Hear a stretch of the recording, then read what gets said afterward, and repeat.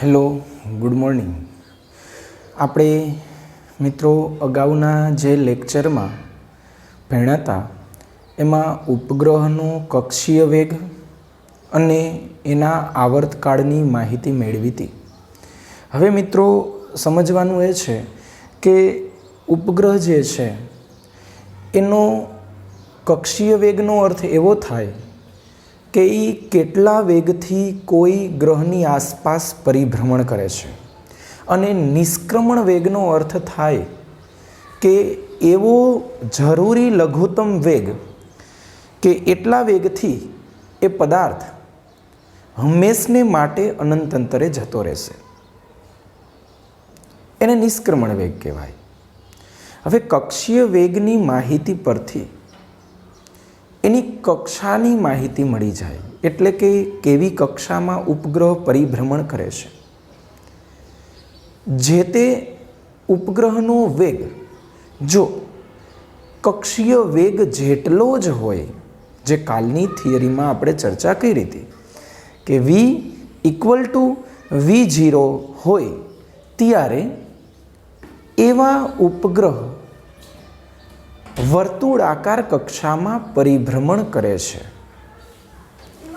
v = v0 એટલે કે જે ઉપગ્રહનો પરિભ્રમણનો વેગ એના કક્ષીય વેગ જેટલો જ થાય તો એવો ઉપગ્રહ વર્તુળાકાર માર્ગે પરિભ્રમણ કરે. અને જો v vo હોય એટલે કે કોઈ ઉપગ્રહનો વેગ એના કક્ષીય વેગ કરતાં ઓછો હોય તો એ દીર્ઘવૃત્તીય કક્ષામાં પરિભ્રમણ કરે. અને જો vનું મૂલ્ય v0 કરતાં વધુ હોય અને ve કરતાં ઓછું હોય તો એવો ઉપગ્રહ અતિવલય આકારમાં પરિભ્રમણ કરે. આ મુદ્દો જે છે એ MCQ માટેનો મુદ્દો ગણી શકાય. આ નોટ ડાઉન કરી શકાય કે જો v = vo હોય, v = vo હોય તો ઉપગ્રહની કક્ષાનો આકાર વર્તુળાકાર બને. જો v vo હોય, એના કક્ષીય વેગ કરતાં ઓછા વેગે પરિભ્રમણ કરતો હોય તો એ દીર્ઘવૃત્તીય હોય. અને જો v < vo હોય પણ < ve હોય એટલે કે આવું કહી શકાય કે vo < v ve એટલે કે કક્ષીય વેગ કરતાં વધુ અને નિષ્ક્રમણ વેગ કરતાં ઓછો હોય તો પછી એ અતિવલય આકારની એની કક્ષા બને. આ યાદ રાખવા જેવું છે મિત્રો. આ MCQમાં તમને કામ લાગશે. ત્યાર પછી હવે આપણે એક્ઝામ્પલની વાત કરીએ કે ઉદાહરણ નંબર એક્ઝામ્પલ નંબર 4માં તમને એક આકૃતિ આપેલી છે. એવું કહેવામાં આવેલું છે કે આ સ્મોલ m દળનો એક ગ્રહ છે અને આ એનું કેન્દ્ર, આ જે છે એનું દળ m છે. અને અહીંયાથી 6r જેટલા અંતરે એક બીજો ગ્રહ છે જેનું દળ 4m છે. 4m છે. આ બે વચ્ચેનું ટોટલ અંતર 6r છે. આ બે વચ્ચેનું ટોટલ અંતર 6r છે. અને આ જે છે અહીંયાથી સ્મોલ r જેટલા અંતર એક ન્યુટ્રલ પોઈન્ટ મળે છે. ન્યુટ્રલ પોઈન્ટ, તટસ્થ બિંદુ. એનો અર્થ થાય કે બે ગ્રહોને જોડતી રેખા પરનું એવું બિંદુ કે જ્યાં પરિણામી ગુરુત્વાકર્ષણ બળ શૂન્ય બની જાય. એટલે આ જે n બિંદુ છે એ તટસ્થ બિંદુ છે અને આ બિંદુ ઉપર ગુરુત્વાકર્ષણ બળ 0 થઈ જશે. એટલે અહીંયા લખીએ કે n પાસે ગુરુત્વાકર્ષણ બળ F ઇઝ ઇક્વલ ટુ શૂન્ય બને. કોઈ પણ પરિણામી બળ શૂન્ય ત્યારે જ બને જેટલું એક તરફ લાગતું હોય એટલું જ બીજી તરફ પણ લાગે. એટલે કે અહીંયા જ્યારે કોઈ પદાર્થ પહોંચશે તો આ પદાર્થ જે છે અહીંથી પદાર્થ સપાટી ઉપરથી છોડવામાં આવે છે તો તમને એવું કહેવામાં આવે છે કે આ કેપિટલ એમ દળનો જે ગ્રહ છે ને એની સપાટી ઉપર સ્મોલ એમ દળનો કણ છે, પદાર્થ છે, અને આને અહીંયાથી તમારે આમ છોડવાનો છે v જેટલા વેગથી. તો આ કેટલા વેગથી છોડવો જોઈએ કે જેથી કરીને તે પાછો જ ન આવે, હંમેશને માટે અનંત અંતરે વહી જાય, એટલે કે જ્યાં બળ શૂન્ય થઈ જાય. એટલે જો એનથી આ બાજુ વહી જશે તો પછી આ જે ગ્રહ છે ને એનું બળ વધારે હશે તો એ ખેંચી લેશે. એટલે એવું નથી કરવાનું. આપણે એવા બિંદુએ મોકલવાનો છે કે જ્યાં બળ 0 થઈ જાય. એટલે અવકાશમાં મેં એક એવું બિંદુ પસંદ કર્યું કે આ અને આ બેને જોડતી રેખા ઉપર જે નાનો ગ્રહ હોય ને એની નજીક હોય તટસ્થ બિંદુ, આ યાદ રાખવું. તો આ જે સ્મોલ એમ દળનો કણ છે એ અહીંયા પહોંચશે અને આ અંતરને આપણે સ્મોલ આર કહેશું. આ સ્મોલ આર જેટલા અંતરે પરિણામી બળ 0 થઈ જશે. એટલે આપણે વર્ણનમાં પહેલો મુદ્દો લખશું કે ધારો કે કેપિટલ એમ દળના ગ્રહથી સ્મોલ આર અંતરે તથા 4m દળના ગ્રહથી, હાલો 4m દળ એટલે અહીંયાથી આ કેટલું બને તો કે ટોટલ 6r છે. તો 6r માઇનસ સ્મોલ આર અંતરે તટસ્થ બિંદુ મળે. હવે આ તટસ્થ બિંદુ મળ્યું એનો અર્થ એવો થયો કે જેટલું બળ m વડે લાગશે એટલું જ બળ 4m વડે લાગશે, જેથી પરિણામી બળ 0 થઈ જશે. કારણ કે આ છે એ આ તરફ ખેંચશે, આ 4m છે એ આ તરફ ખેંચશે. કોઈ બે બળ હોય, સમાન મૂલ્ય ના હોય, પરસ્પર વિરુદ્ધ દિશામાં હોય તો જ પરિણામી બળ 0 થાય. કારણ કે એક રેખસ્થ બળની વાત આલે છે. તો F ઓફ કેપિટલ M વડે લાગતું બળ Gm1 m2 અપન r સ્ક્વેર, એટલે અહીંયાથી આ અંતરનો સ્ક્વેર એટલે small r square equal to Gm1 m2 અપન r square એટલે 6r માઇનસ સ્મોલ r નો સ્ક્વેર. G કેન્સલ આઉટ થઈ જશે, capital M small m, capital M small m, અહીંયા વધ્યું 1/r સ્ક્વેર, અહીંયા વધશે 4/6r માઇનસ r નો સ્ક્વેર. આને આ બાજુ લઈએ તો શું બને તો 6r માઇનસ r નો square is equal to 4r square. વર્ગમૂળ લઈએ તો 4નું વર્ગમૂળ પ્લસ ઓર માઇનસ 2r થાય. અહીંયા 6r માઇનસ r, ધેરફોર આ 6r જે છે 6r, અહીંયા 2r પ્લસ r એકવાર લઈ લઈએ, 2r પ્લસ r, અથવા અહીંયા 6r બરાબર માઇનસ 2r પ્લસ r લઈએ તો અહીંયા મળશે તમને minus r is equal two 6r, જે શક્ય નથી. જ્યારે અહીંયા તમને મળશે 6r is equal two 3r, therefore r is equal two 2r. આ જવાબ શક્ય ગણાય કારણ કે અંતર માઇનસ ન હોય. તો small r is equal two 2r, જે કદાચ તમને ન દેખાતું હોય તો આપણે અહીંયા રિપીટ કરીએ કે આથી small r is equal two 2r અંતર શક્ય બને. તો small r is equal two 2r અંતરે તમને ન્યુટ્રલ પોઈન્ટ મળ્યો. તો આ તમને તટસ્થ બિંદુનું સ્થાન મળ્યું ભાઈ, કે અહીંયા પહોંચશે ત્યારે એનો વેગ 0 થઈ જશે. તો અહીંયા ચોક્કસ વેગથી ફેંકવામાં આવે, એ પ્રારંભિક વેગ ધારી લઈએ આપણે કે ધારો કે પ્રારંભિક વેગ v જેટલા વેગથી ફેંકવામાં આવે છે, અને n જેટલા અંતરે n જે બિંદુ છે તટસ્થ બિંદુ જેને સ્મોલ આર અંતરે પહોંચીને એનો ગતિ ઉર્જા એટલે કે વેગ 0 થઈ જશે, પણ સ્થિતિ ઉર્જા 0 નહીં હોય. તો હવે આપણે ઉર્જા સંરક્ષણના નિયમ મુજબ આગળ વધશું. તો આટલું ક્લિયર, નોટ ડાઉન કરી લેજો. ત્યાર પછી હવે આપણે આગળ વધીએ ઉર્જા સંરક્ષણના નિયમ મુજબ.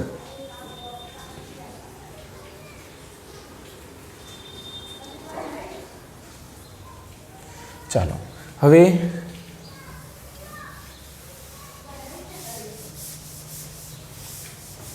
આગળ વધીએ કે ભાઈ ઉર્જા સંરક્ષણના નિયમ મુજબ આપણે પહેલા કેપિટલ M દળના ગ્રહની સપાટી પર કુલ ઉર્જા શોધીએ. એને હું નામ આપી દઈશ E1 બરાબર ગતિ ઉર્જા પ્લસ સ્થિતિ ઉર્જા. ગતિ ઉર્જા તો 1/2 mv², કારણ કે v જેટલા વેગથી ફેંકવામાં આવે છે. ત્યાર પછી સ્થિતિ ઉર્જા, આ બિંદુ ઉપર તમારે સ્થિતિ ઉર્જા શોધવાની છે. તો આ ગ્રહને કારણે લાગે અને આ ગ્રહને કારણે લાગે. જે ગ્રહને કારણે તમે શોધતા હોય એનું અંતર એમાં મૂકવું. તો સ્થિતિ ઉર્જામાં માઇનસ જી આ ગ્રહને કારણે, ચાલો m1 m2 અપન આ અંતર એટલે એની ત્રિજ્યા, જે ત્રિજ્યા કદાચ તમને ટેક્સ્ટ બુકમાં આપી છે કે r જેટલી ત્રિજ્યા ધરાવતા બે ગોળા છે. આની ત્રિજ્યા r છે અને આની ત્રિજ્યા r જ છે. ચાલો એટલે અહીંયા r મૂકી દીધું. પછી આના કારણે સ્થિતિ ઉર્જા બિંદુ ઉપર, તો આટલું અંતર r છે, કુલ અંતર બે કેન્દ્ર વચ્ચેનું 6r છે. તો આ અંતર કેટલું બને? તો કે 6r માંથી 1r જાય તો 5r. તો માઇનસ જી m1 એટલે 4m, m2 એટલે સ્મોલ m અપન 5r. હજી વ્યવસ્થિત લખી નાખીએ તો 1/2 mv² માઇનસ 4, અથવા ડાયરેક્ટ એમને લખી નાખીએ minus G capital M upon r minus 4g capital M small m upon 5r. આને કહી દઈએ સમીકરણ નંબર A.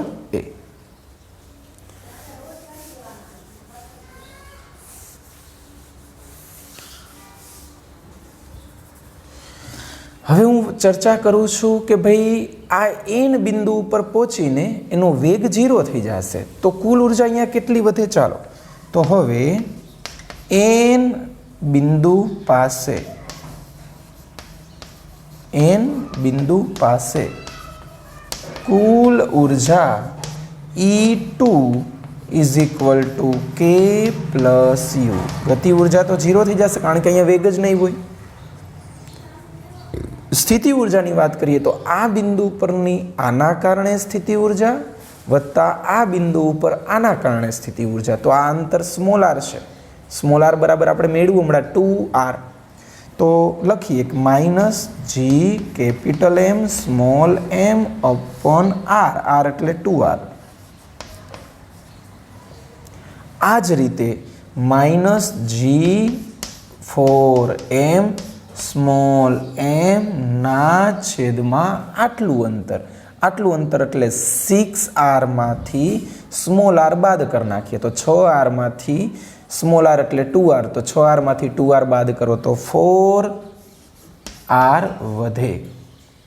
તો વ્યવસ્થિત લખીએ તો minus G capital M small m ના છેદમાં 2r, 4 કેન્સલ કરી નાખીએ તો minus G capital M small m ના છેદમાં r વધે. આને નામ આપી દઈએ સમીકરણ નંબર B. તો આ A અને B ની ચર્ચા કરીએ તો સમીકરણ A આથી લખાય કે ઉર્જા સંરક્ષણના નિયમ મુજબ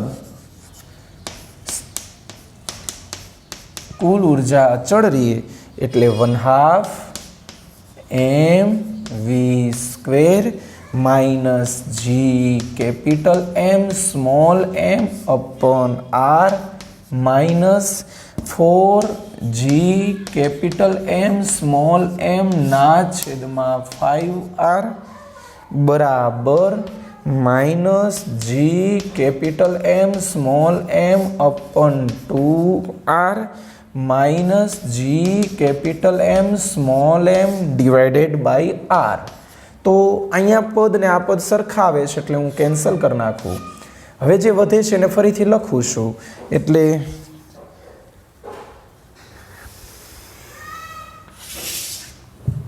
ચાલો હવે આથી 1/2 mv સ્ક્વેર આ માઇનસ વાળું પદ છે ને સામે લઈ જાવ એટલે પ્લસ થઈ જશે એટલે 4g capital M small m upon 5r minus G capital M small M ना छेदमा 2r कॉमन निकलतुं एटलुं काढी नाखी एम उडाड़ी दई तो v स्क्वेर बाय 2 वधशे।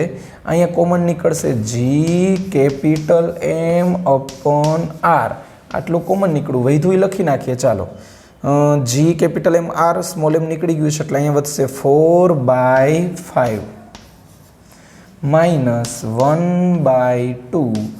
चलो 4 2 8 8 माइनस 5 8 माइनस 5 8 में 5 जाए तो 3 5 2 10 नीचे 10 तो जी एम अपन आर आ तमने मळ्युं वी स्क्वेर बाय 2 2 पंचा 10 એટલે અહીંયા वी स्क्वेर बराबर 3/5 G M upon R therefore v बराबर root of 3/5 gm upon r। आटला वेगथी जो पदार्थ ने आ ग्रहनी सपाटी परथी छोड़वामां आवे तो अवकाशमां एन बिंदु पर पहोंची जाए अने पछी क्यारेय पाछो आवे नहीं। तो मित्रों आ तमारा दाखलानो जवाब। कोई पण ज्यारे दाखलामां आवुं पूछे कि आ स्थाने हतो आ स्थाने लई जवामां आवे तो ए हमेशा समझवानो कि ऊर्जा संरक्षणना नियमनो ज दाखलो होवो जोईए। तो आटलुं नोट डाउन करी लियो।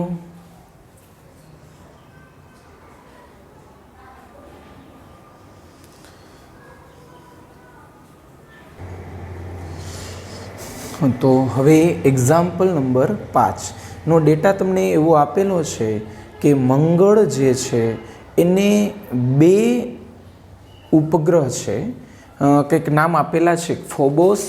मंगळ ग्रह ने 2 चंद्र छे फोबोस अने डेल्मोस। एमां फोबोसनो आवर्तकाळ अने त्रिज्या आपी छे। तो मित्रों समझवा जेवुं एवुं छे कि भाई उपग्रहनो आवर्तकाळ आपेलो छे 7 कलाक अने 39 मिनिट।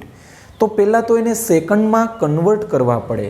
तो कलाकना में सेकंड कर्या अहींया मिनिटना सेकंड कर्या आ बेयनुं केल्क्युलेशन तमारे शोधी लेवानुं छे एटले बेयनो सरवाळो के 7 कलाकनी सेकंड वत्ता 39 मिनिटना सेकंड एटले 7 कलाक 39 मिनिट आ बनी जशे अमुक सेकंड तमारे जे आंसर आवे ते। पछी त्रीजी आपी छे 9.4 गुण्या 10³ किलोमीटरना में मीटर कर्या। हवे तमने एम कीधुं छे प्रश्न पूछ्यो के तो दળ शोधो ग्रहનું દળ શોધવાનું છે મંગળ ગ્રહનું દળ આ એના ઉપગ્રહના આવર્તકાળની વાત છે। તો મારે એવું સૂત્ર ક્યાંકથી મેળવવું પડે કે આવર્તકાળ અને ત્રિજ્યા અને દળને સાંકળતું હોય।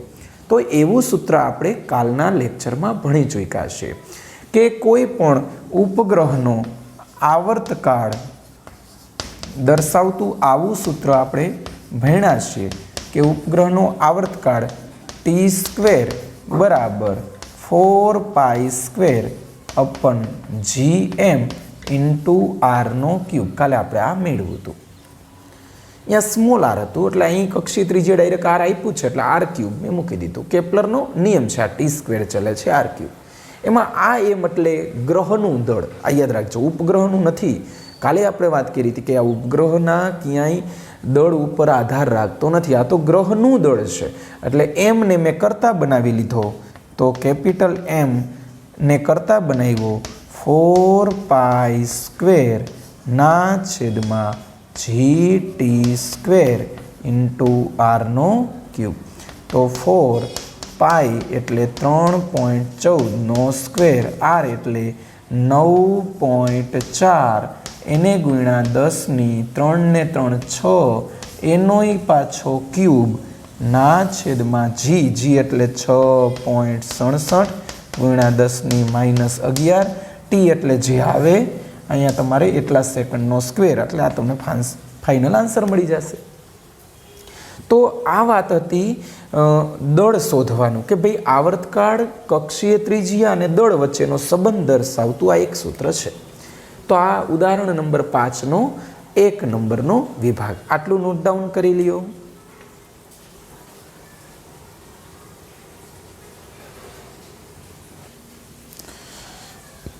ત્યાર પછી ઉદાહરણ 5માં જ બીજો વિભાગ તમને એવો આપેલો છે કે સૂર્યની આસપાસ મંગળ અને પૃથ્વી બંને પરિભ્રમણ કરે છે. તમને ખ્યાલ છે કે ભાઈ ફોર એક્ઝામ્પલ આ સૂર્ય છે તો એની આસપાસ આવી રીતે આમ પરિભ્રમણ કરે છે બધા ગ્રહો.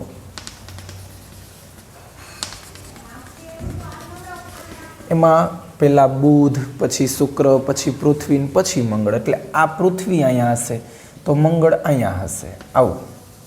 એટલે કે આ જે છે એને આપણે કહીશું કે ભાઈ મંગળની વાત છે, એટલે મિશન મંગળ. આપણે ઓલું પિક્ચર છે ને, આ મંગળ ગ્રહ છે અને આ છે આપણી પૃથ્વી. તો પૃથ્વી છે એ સૂર્યની વધારે નજીક છે અને આ છે radius of Mars around the સન, આ છે radius of earth around the સન. તો તમને એવો ડેટા આપેલો છે કે આ જે મંગળની કક્ષીય ત્રિજ્યા છે માર્સ અરાઉન્ડ ધ સન એ પૃથ્વી કરતાં 1.52 ગણી છે, આવું આપેલું છે. તો મંગળ ઉપર કેટલા વર્ષ થશે, એટલે કે વર્ષમાં કેટલા દિવસ હશે? આપણે અહીંયા એક વર્ષ એટલે શું, તો કે પૃથ્વી સૂર્યની આજુબાજુ એક પરિભ્રમણ પૂર્ણ કરે એને આપણે વર્ષ કહેતા હોય. 365 દિવસ જેવું કહેવાય. 365 દિવસે એક પરિભ્રમણ પૂરું કરે. તો મંગળ કેટલા દિવસ લગાડતું હશે, આવો પ્રશ્ન પૂછ્યો. તો ટી અને આર વચ્ચેનો સંબંધ આવે એટલે તો કેપ્લરનો નિયમ જ આપણે મૂકી દેવાય કે ભાઈ કેપ્લરના ત્રીજા નિયમ મુજબ ટી સ્ક્વેર ચલે છે આરનો ક્યુબ, એટલે ટી ફોર માર્સ ના છેદમાં ટી ઓફ અર્થ બરાબર ચલે છે, કાઢીને અચળાંક મૂકી દીધો 1, આ ટી સ્ક્વેર, અહીંયા R radius of Mars around the sun નો ક્યુબ અને છેદમાં આર ઓફ ES નો ક્યુબ. હવે પ્રશ્ન તમને RMS બરાબર આપ્યું છે કે 1.52 RES, તો એના સ્થાને મેં મૂકી દીધું એનો ક્યુબ ના છેદમાં RES નો ક્યુબ. તો અહીંયા વધ્યું 1.52 નો ક્યુબ, RES નો ક્યુબ ઉડી જશે, અહીંયા વધ્યું ટી ઓફ E નો સ્ક્વેર. તો 1.52 નો ક્યુબ એને ગુણ્યા 365.25, આ તમારો જે આન્સર આવે તે. તો એટલા દિવસ અહીંયા TMનો હજી સ્ક્વેર મળશે મિત્રો, પછી તમારે વર્ગમૂળ લેવાનું છે. તો ગણતરી આટલી કરી શકો તમે કે આનો ક્યુબ એને ગુણ્યા 365.25, પછી જે આન્સર આવે એનું તમારે વર્ગમૂળ લેવાનું છે, ત્યારે તમને ફાઇનલ આન્સર મળશે T for time period for Mars, જે દિવસમાં મળશે. આ ખાસ યાદ રાખજો. એટલે કે મંગળમાં આટલા દિવસે વર્ષ થતું હશે, આવું તમને જાણવા મળ્યું. ચાલો આ ગણતરી જાતે કરી લ્યો, નોટ ડાઉન કરી રાખજો.